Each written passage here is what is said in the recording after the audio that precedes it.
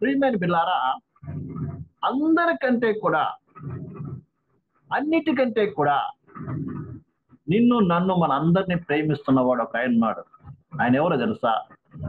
నీ కొరకు ప్రాణం పెట్టినటువంటి వాడు.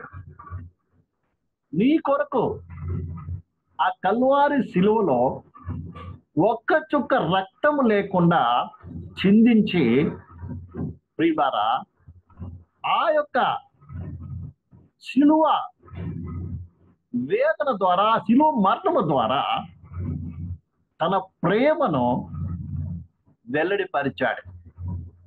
నీవు ఎంతగా ప్రేమిస్తున్నాడో ఆ ప్రేమను వెల్లడిపరిచాడండి. ఈ లోకంలో ఉన్నటువంటి ఏ ప్రేమను మీరు చూడండి, కేవలము మాట మాత్రం చెప్తారు. నేను నిన్ను ప్రేమిస్తున్నాను, నువ్వు లేకుండా నేను ఉండలేను, లేకుంటే నేను ఎంతో ప్రేమిస్తున్నాను, అది ఇది ఎన్నెన్నో కబుర్లు చెప్తారు. కానీ చివరికి వాళ్ళు నీకు కష్టం వచ్చినప్పుడు, బాధ వచ్చినప్పుడు, లేకుంటే నీ పరిస్థితి తారుమారైనప్పుడు వారు నిన్ను విడిచి వెళ్ళిపోతారు. ఇంకా అనుకుంటే ప్రాణం తీస్తారే కానీ ఏ ఒక్కరు ప్రాణం ఇవ్వరు. కేవలం మాట చెప్తారు అంతే. ప్రేమ నువ్వు అంటే ఆ ప్రాణం అంటారు. ప్రేమ అంటే నువ్వైనప్పటికీ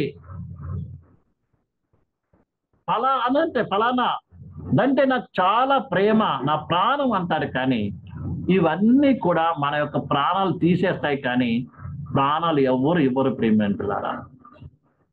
కానీ నీ కొరకు, నా కొరకు, సకల మానవాళి కొరకు ప్రాణం ఇచ్చి తన ప్రేమను ఆల్రెడీ వెల్లడిపరిచిన వాడు